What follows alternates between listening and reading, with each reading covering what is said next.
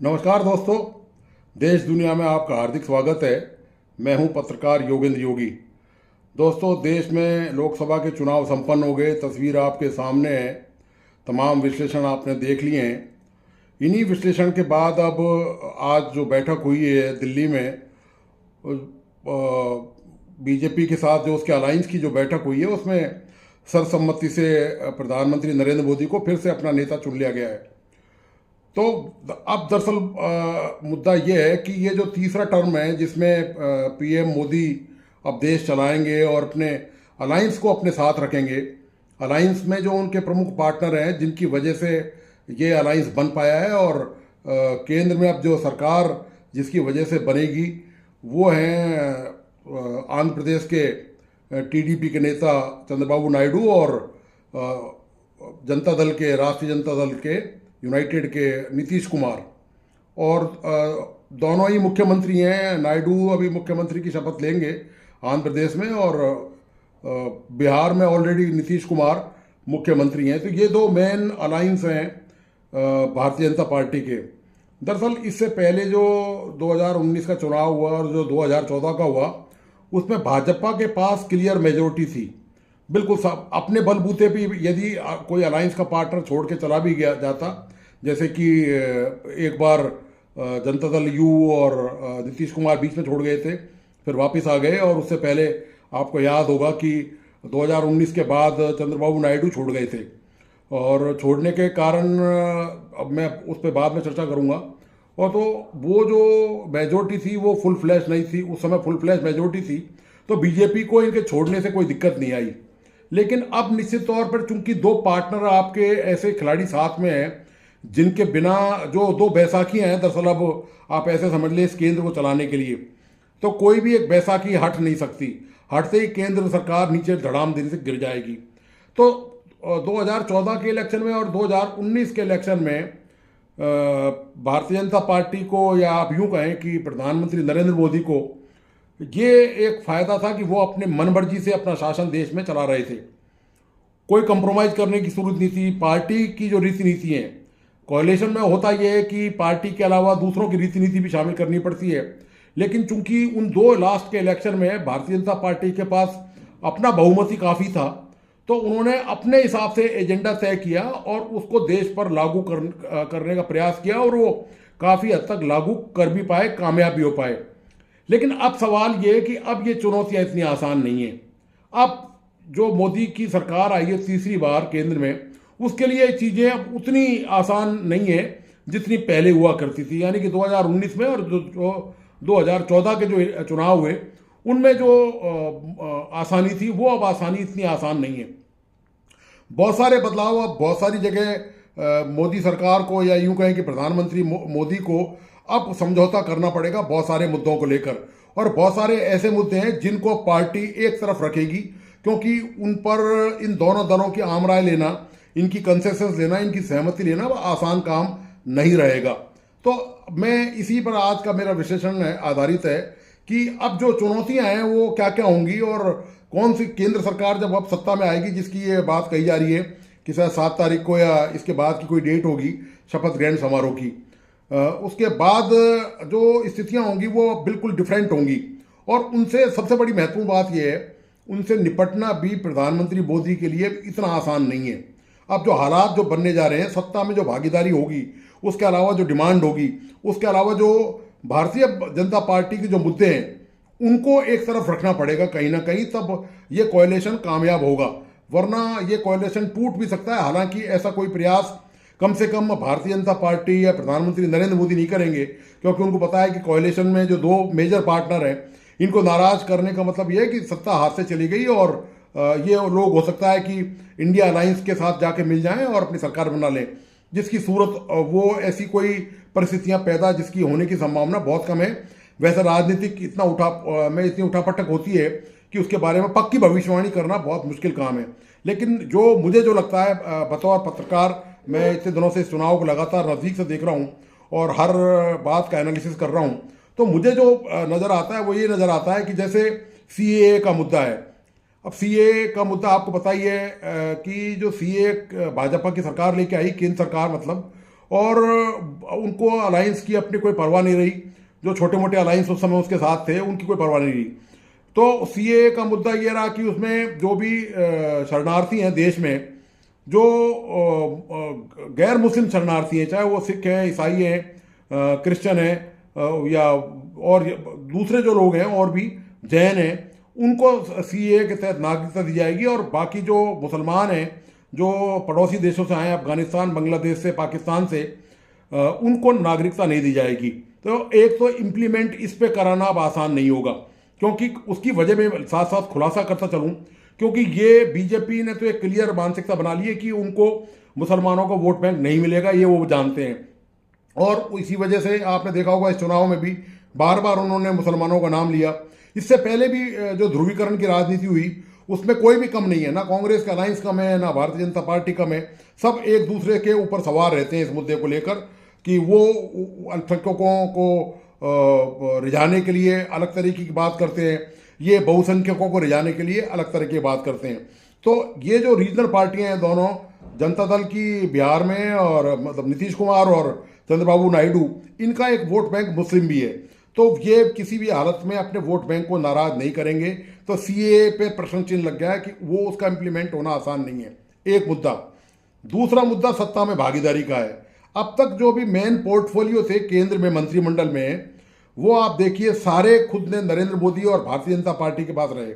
गृह मंत्री हो, रक्षा मंत्री हो, विदेश मंत्री हो, और जो रेल मंत्री हो, चिकित्सा स्वास्थ्य मंत्री हो, सार्वजनिक निर्माण मंत्री हो, सीपीडब्ल्यू मतलब राष्ट्रीय राजमार्ग मंत्री जो नितिन गडकरी हैं, ये जो तमाम महत्वपूर्ण महकमे हैं, विभाग हैं, इन पर बीजेपी ही काबिज रही है दोनों बार के चुनाव में, 2014 के बाद जब सत्ता में आई तब भी और 2019 के बाद। लेकिन अब इतना आसान नहीं है, क्योंकि अब जो घटक दल हैं जिसमें चिराग पासवान भी शामिल है, और ये जो दो मुख्य जो घटक दल हैं दोनों, नीतीश कुमार और चंद्रबाबू नायडू, तो इनके लोगों को भी, इनके सांसदों को भी केंद्र में मंत्री बनाना पड़ेगा। और नए सिर्फ बनाना पड़ेगा बल्कि उनको महत्वपूर्ण विभाग भी देने पड़ेंगे। ये दूसरा सबसे बड़ा जो होगा परिणाम, जो मैं आपको बता रहा हूँ बतौर पत्रकार, मेरा जो एनालिसिस है, जो मैं राजनीतिक भविष्यवाणी कर रहा हूँ, वो आप देख लीजिए कि कितनी सही उतरेगी, कितनी गलत उतरेगी। ये जो चुनौती है ये मोदी के सामने रहेगी कि बंटवारा विभागों का किस तरह किया जाए। तीसरा मुद्दा, थर्ड नंबर का पॉइंट है, आपको याद होगा कि चंद्रबाबू नायडू ने पिछली बार, जब ये चंद्रबाबू नायडू इसी अलायंस में शामिल थे पिछली बार तक, और वो इस अलायंस से इसलिए अलग हो गए क्योंकि उन्होंने ये मांग करी कि आंध्र प्रदेश को विशेष राज्य का दर्जा दिया जाए। अब विशेष राज्य होता क्या है? विशेष राज्य का मतलब ये होता है कि सरकार एक आर्थिक पैकेज देती है।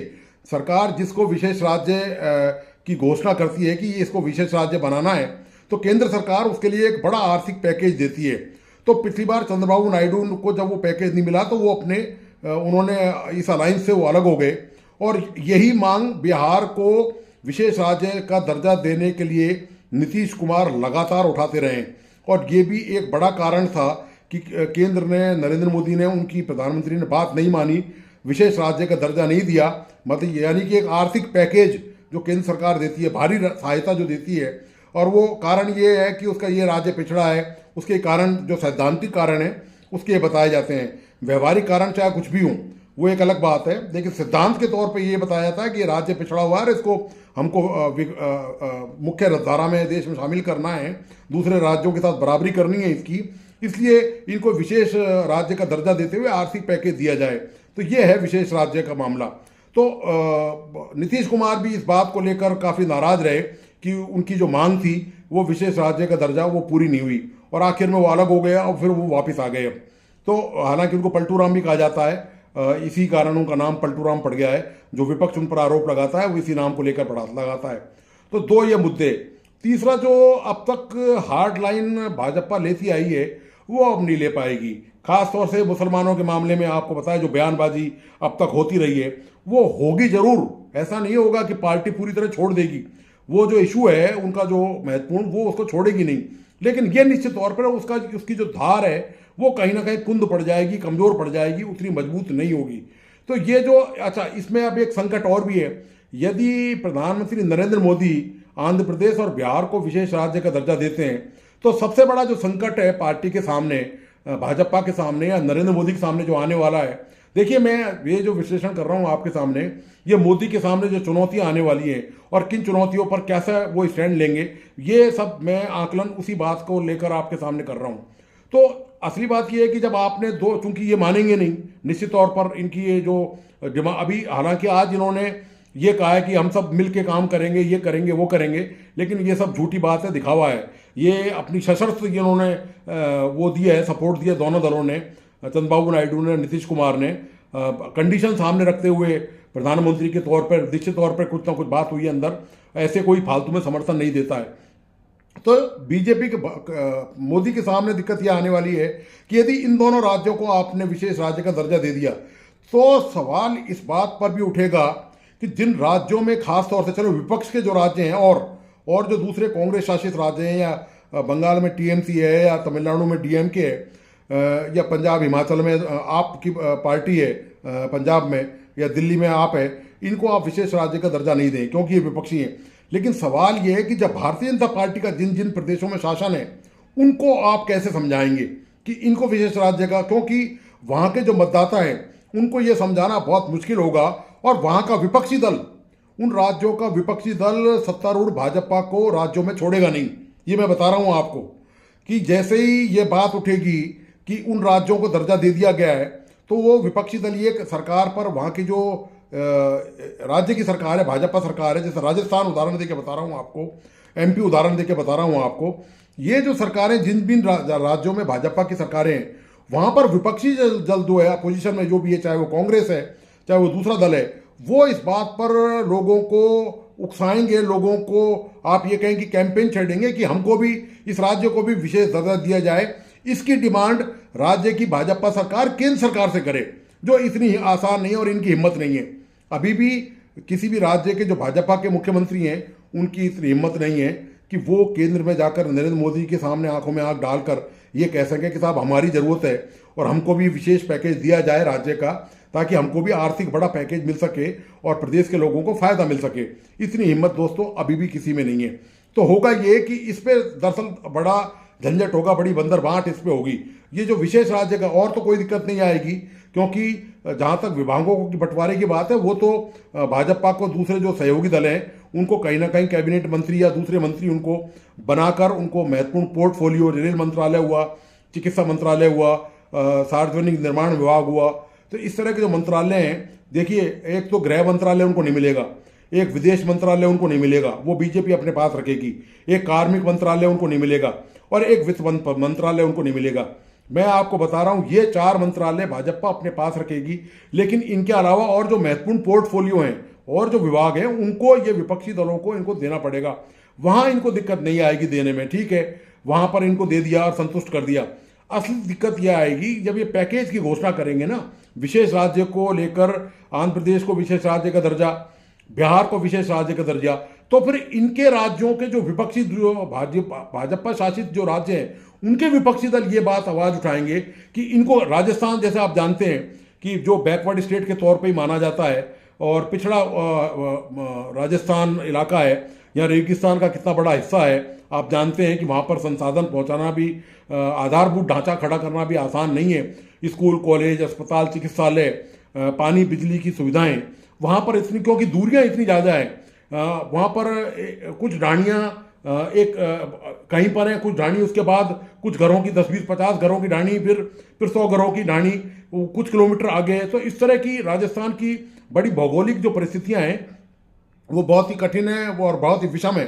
तो राजस्थान जैसे में कांग्रेस है वो निश्चित तौर पर इस बात के लिए लोगों को जनजागरूक का अभियान चलाएगी कि राजस्थान को भी विशेष राज्य का दर्जा दिया जाए, और वरना इस बात के लिए जिम्मेदार वो मुख्यमंत्री जैसे राजस्थान में भजन लाल हैं, वो इनकी सरकार को जिम्मेदार ठहराएगी। तो ये बड़ी एक भाजपा के सामने एक विकट स्थिति आने वाली है कि इससे भाजपा कैसे निपटेगी। ये भाजपा को उस वक्त देखना पड़ेगा कि भाजपा इस बात को लेकर कि अपने जो राज्य हैं वहाँ पर इस तरह की जो लोगों की जो बात है, उनकी जो मंशा है, उसको कैसे पूरा करें या उसको पूरा नहीं कर पाएंगे, क्योंकि सारे राज्यों को विशेष राज्य का दर्जा देना संभव नहीं है। लेकिन जब इन 2 राज्यों को मिल जाएगा दर्जा तो सवाल वापस ले दे के वही खड़ा होगा कि अपने जो राज्य हैं जहां पर भाजपा की सरकार है उनका आखिर ये कैसे निपटारा करेंगे। ये नरेंद्र मोदी के सामने बहुत बड़ी चुनौती आने वाली है। तो दोस्तों, ये सबसे बड़ी चुनौतियां जो मैंने आपको रखी है। अब सबसे बड़ी बात यह भी है कि यदि आप कोई कानून लेके भी आना चाहते हैं तो पहले तो आपको इन पार्टियों का समर्थन लेना पड़ेगा। फिर चूंकि राज्यसभा में आप जानते हैं अभी तक पिछली बार तक पूरी तरह से बहुमत नहीं था सरकार का, क्योंकि वो क्षेत्रीय दल थे, उन पर ही उनकी सदस्यों की संख्या बल पर ही जो भी सरकार कर पाई, जो बिल पास करा पाई, कानून पास करा पाई, वो राज्यसभा में भी जरूरी है। केवल फाइनेंस के बिल को छोड़कर जितने भी कानून के बिल हैं वो राज्यसभा में पार होते हैं। तो अब चूंकि राज्यसभा में टीडीपी की संख्या भी रहेगी और इसके अलावा नीतीश कुमार भी शामिल हैं, तो वो अब आप जानते हैं कि हर 2 साल में 10% लोग जो राज्यसभा सदस्य हैं रिटायर हो जाते हैं, फिर वो नए आते हैं, उसकी फिर वो चुनाव की प्रक्रिया वो अलग है, तो वहाँ भी बिल पास कराना होता है। तो कोई भी ऐसा कानून जो अब लगता है कि जिससे खास तौर से क्षेत्रीय दलों को लगता है कि यदि बीजेपी ऐसा कोई कानून लाएगी जिससे उनका वोट बैंक को नुकसान हो, जो राज्यों में उनके जो वोट बैंक है टीडीपी का या बिहार में नीतीश कुमार का, तो वो उसका नुकसान नहीं होने देंगे। और ऐसा कोई कानून वो बिल्कुल नहीं लाने देंगे जो सरकार की, जैसे सीएए मैंने बताया आपको कि जिस तरह से सरकार ने घोषणा कर दी। इसके अलावा एक जो सबसे प्रमुख जो मामला है उस पर ये पार्टियां क्या कहती हैं, दोनों जो प्रमुख अलायंस हैं भारतीय जनता पार्टी के, नायडू और नीतीश कुमार, ये जो आपको याद होगा कि जगह जगह अभी चुनाव प्रचार के दौरान प्रधानमंत्री मोदी ने सार्वजनिक तौर पर इसकी घोषणा की थी कि देश में एक ही चुनाव होना चाहिए, कि पंचायत का चुनाव हो, एक साथ हो चुनाव हो, ताकि चुनाव का झंझट बार बार खत्म हो जाए और सरकार निश्चित तौर पर स्थायी विकास के काम कर सकें और उनको बार बार चुनावी मैदान में नहीं कूदना पड़े।